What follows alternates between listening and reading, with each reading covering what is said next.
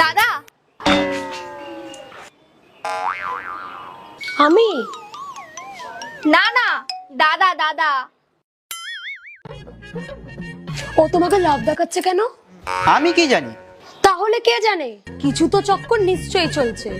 চলো দেখি, চলো আমার সাথে। আরে তোমরা তো উপরে এসে গেছো। বৌদি, আমি তো কিছু বুঝতে পারলাম না, তুমি ওকে তখন লাভ রেট দেখালে কেন? ওর জন্যই। সেটাই তো জিজ্ঞাসা করছি, কেন? এমনি আমরা পাশাপাশি থাকি, মন তো দিতেই পারি। আর আজকে তো ফুলও নেই, না হলে ফুলও দিতাম। আচ্ছা, কেন, কিছু প্রবলেম আছে নাকি? প্রবলেম আছে বলেই তো তোমার দরজার কাছে এসেছি। তোমার আজব লাগছে না আমারই সামনে আমার বরকে তুমি লাভ রিয়েক্ট দেখাচ্ছ? কেন, তোমাদের কি আজব লাগে? না না, আজব লাগছে না। কি? হ্যাঁ হ্যাঁ হ্যাঁ, লাগছে লাগছে লাগছে। দেখো বৌদি, ও যদি কিছু বলে থাকে তাহলে আমায় বলো।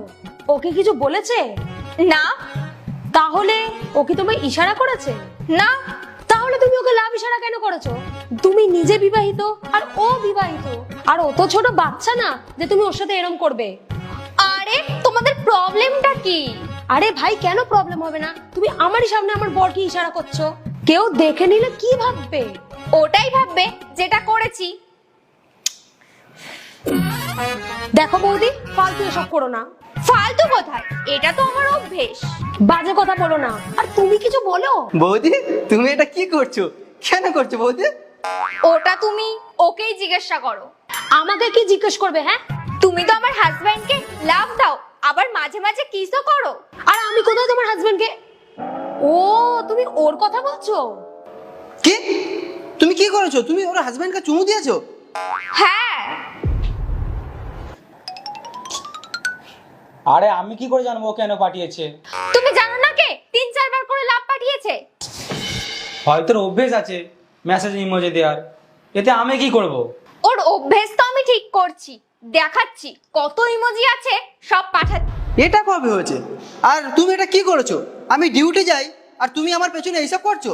তুমি বলবে না তোমার একটা হাত দেবো? আরে হোয়াটসঅ্যাপের কথা বলছে। কিসের হোয়াটসঅ্যাপ? আরে বৌদি, ওটা আমার অভ্যেস, আমি সবার সাথে ইমোজি দিয়েই কথা বলি। আরে অভ্যেস তো তোমার হাজবেন্ডের সাথে করো না, এইরকম কাউকে পাঠাবে না বলে।